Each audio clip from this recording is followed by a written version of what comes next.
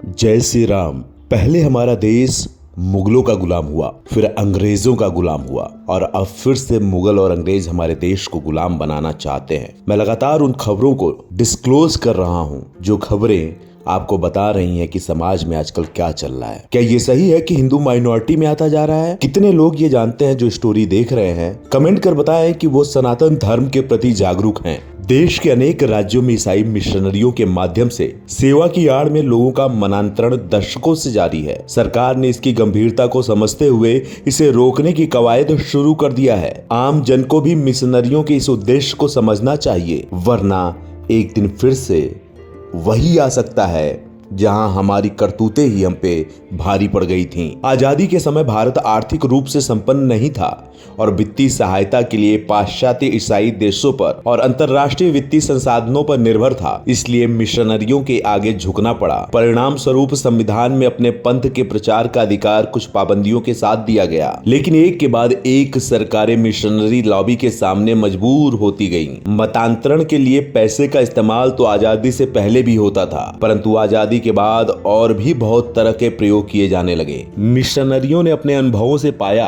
कि भारतीय धर्मों के लोग अपनी सांस्कृतिक मान्यताओं से भावनात्मक तौर पर इतने गहरे जुड़े हैं कि तमाम प्रयासों के बावजूद भारत में करोड़ों की संख्या में धर्म परिवर्तन संभव नहीं हो पा रहा है। इस कठिनाई से पार पाने के लिए नए हथकंडों का प्रयोग शुरू किया गया, जैसे मदर मैरी की गोद में ईसा मसीह की जगह गणेश या कृष्ण को चित्रांकित कर ईसाईयत का प्रचार शुरू किया गया, ताकि आदिवासियों को लगे कि वो हिंदू धर्म के ही किसी संप्रदाय की सभा में जा रहे हैं। ईसाई मिशनरियों को भगवा वस्त्र पहन हरिद्वार, ऋषिकेश से लेकर तिरुपति तक धर्म प्रचार करते देख सकते हैं। यही हाल पंजाब में है, जहां बड़े पैमाने पर सिखों को ईसाई बनाया जा रहा है। पंजाब में चर्च का दावा है कि प्रदेश में ईसाइयों की संख्या 7 से 10% हो चुकी है। ईसाई मिशनरी विदेशी पैसों का इस्तेमाल करते हुए पिछले 7 दशकों से उत्तर पूर्व के आदिवासी समाज का बड़े पैमाने पर मतांतरण करा चुके हैं। यही मध्य भारत के आदिवासी क्षेत्रों में भी चल रहा है, जहां इन गतिविधियों का फायदा नक्सली भी उठाते हैं। विदेशी पैसों का मतांतरण के लिए इस्तेमाल देश की सुरक्षा और स्थिरता के लिए बड़ी चुनौती को जन्म दे रहा है। विकसित पाश्चात्य ईसाई देशों की सरकारें धर्मांध कट्टरपंथी ईसाई मिशनरी तत्वों को धर्म परिवर्तन के नाम पर एशिया और अफ्रीका जैसे देशों को निर्यात करती रहती हैं। इससे दो फायदे होते हैं। एक तो इन कट्टरपंथी तत्वों का ध्यान गैर ईसाई देशों की तरफ लगा रहता है, जिससे वे अपनी सरकारों के लिए कम दिक्कतें पैदा करते हैं, और दूसरे, जब भारत जैसे देशों में विदेशी चंदे से मतांतरण होता है तो मतांतरित लोगों के जरिए विभिन्न प्रकार की सूचनाएं इकट्ठा करने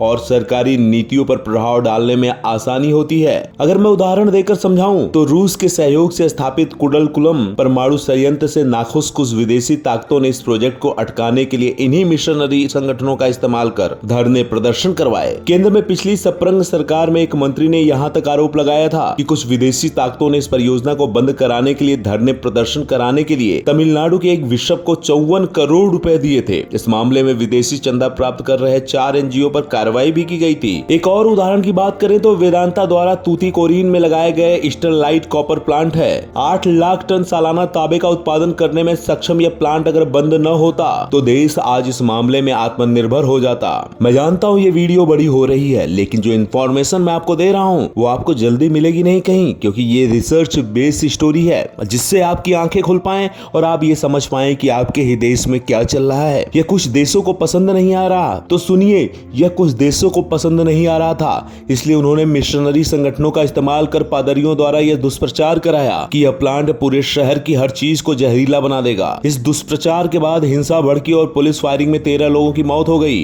नतीजन ये प्लांट बंद कर दिया गया। आज 18 साल बाद भारत को एक बार फिर तांबे की आयात करना पड़ रहा है। अब ये जान लीजिए कि भारत ईसाई और ईसाई धर्म में क्या तालमेल है। आज भारत में कैथोलिक चर्च के 6 कार्डिनल हैं, पर कोई दलित नहीं। 30 आर्च बिशप में कोई दलित नहीं। 175 बिशप में केवल 9 दलित हैं। साथ ही 822 मेजर सुपीरियर में 12 दलित हैं। करीब 25,000 कैथोलिक पादरियों में 1,130 दलित ईसाई हैं। इतिहास में पहली बार भारत के कैथोलिक चर्च ने यह स्वीकार किया है कि जिस छुआछूत और जाति भेद के दंश से बचने के लिए दलितों ने हिंदू धर्म को त्यागा था, वे आज भी उसके शिकार हैं। वह भी उस धर्म में जहां कथित तौर पर उनको वैश्विक ईसाइयत में सम्मान के दर्जे और सम्मान के वादे के साथ शामिल कराया गया था। कैथोलिक चर्च ने 2016 में अपनी policy of the Dalit empowerment in the Catholic church in India report में यह मान लिया है कि चर्च में दलितों से छुआछूत और भेदभाव बड़े पैमाने पर मौजूद है। इसे जल्द से जल्द खत्म किए जाने की जरूरत है। हालांकि इसकी यह स्वीकारोक्ति नई बोतल में पुरानी शराब भरने जैसी भी है। फिर भी दलित ईसाइयों की उम्मीद है कि भारत के कैथोलिक चर्च की स्वीकारोक्ति के बाद वेटिकन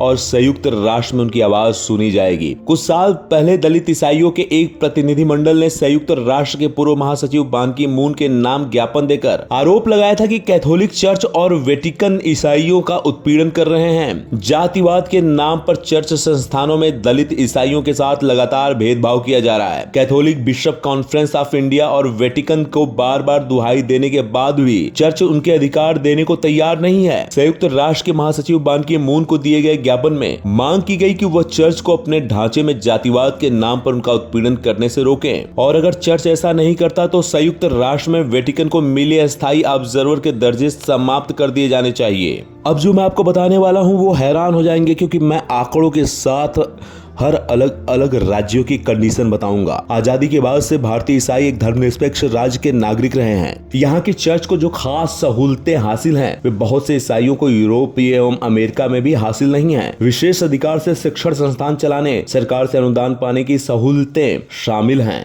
इन सुविधाओं के बावजूद भारतीय चर्च अपनी छोटी छोटी समस्याओं को लेकर पश्चिमी देशों का मुंह ताकते रहते हैं। हाल में ही केंद्रीय गृह मंत्रालय ने 13 बड़े ईसाई मिशनरी संगठनों को विदेशी अनुदान विनिमय अधिनियम के तहत मिली चंदा लेने की अनुमति रद्द कर दी। हमेशा की तरह इंटरनेशनल क्रिश्चियन कंसर्न जैसे संगठनों ने इस फैसले पर हाय तौबा मचानी शुरू कर दी। अब इसके आसार है कि धार्मिक स्वतंत्रता के नाम पर ईसाई मिशनरियों के काम सुगम बनाने वाली विदेशी संगठन भारत में कथित रूप से घटती धार्मिक स्वतंत्रता पर कोई रिपोर्ट जारी कर दे। भारत सरकार पर दबाव बनाने के लिए वे ऐसा करते रहते हैं। यह सही है कि भारतीय संविधान धार्मिक स्वतंत्रता का अधिकार देता है, जिसमें अपने पंथ के प्रचार का भी अधिकार शामिल है। लेकिन हर अधिकार की तरह इस अधिकार की कुछ सीमाएं हैं। यह जानना भी जरूरी है कि यह अधिकार किन परिस्थितियों में दिया गया है। भारत की स्वतंत्रता के बाद संसद में कई मतांतरण विरोधी बिल पेश किए गए, लेकिन कोई भी प्रभाव नहीं आया। सबसे पहले 1954 में Indian conversion regulation and registration bill पेश किया गया, जिसमें मिशनरियों के लाइसेंस और मतांतरण को सरकारी अधिकारियों के पास रजिस्टर कराने की बात कही गई थी। इस बिल को लोकसभा में बहुमत नहीं मिला। यह स्टोरी बहुत लंबी हो जाएगी, इसलिए फिर कभी इस पे चर्चा करेंगे।